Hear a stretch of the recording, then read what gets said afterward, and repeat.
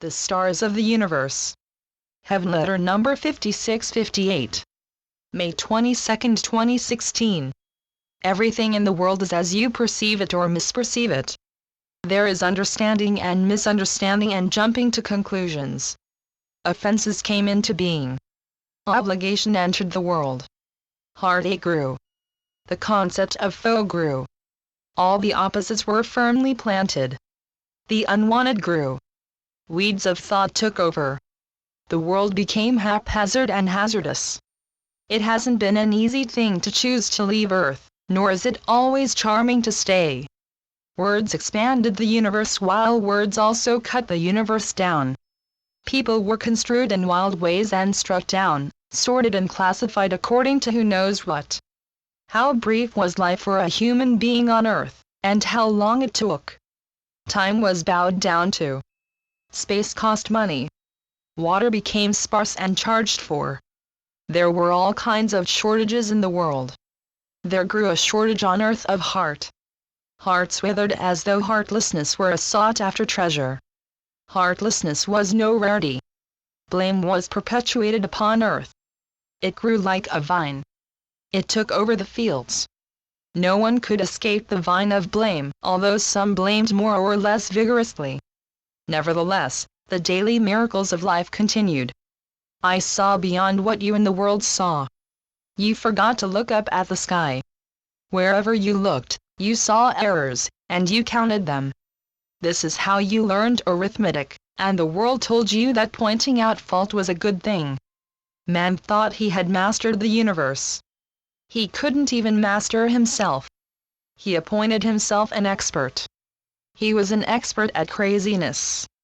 Man figured life on Earth to bow down to him. He exalted himself at the same time as he went to pot.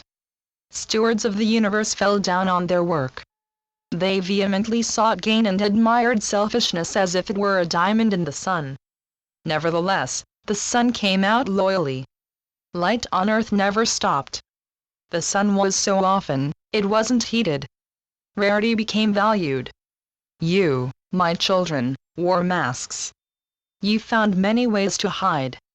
Worst of all, you hid truths from yourself. Lies were invented and believed in, and strewn upon the earth. This is a short history of how woe was born to the world. History was a mistake of the intellect. History was a resounding mistake of the intellect. Bells were not rung. Hands were wrung, and wells wrung dry. Pandora's box was opened. Now it is closing. The era of suffering is on its way out. Woe is backing away. There is no longer place for sacrifice on Earth. Life is to be honored. The human heart is gaining ascendancy. The world is growing in divinity divinely. The herald angels sing. Music of the spheres and hemispheres is being renewed. The earth is coming out of its confinement. Love is being let loose upon the world.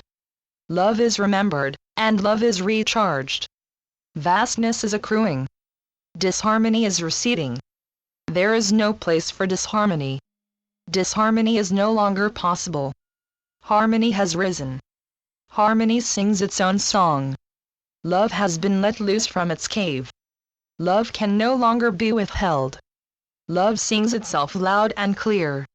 Love is no longer disputed. Assonance has replaced dissonance. No longer can expression of love be held down. You and the world expand together.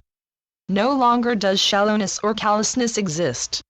There never was a place for less than greatness. That which is not lovely recedes. The world is now a hop, skip, and jump away from elegance. Consider now that beauty of life has been declared and accepted.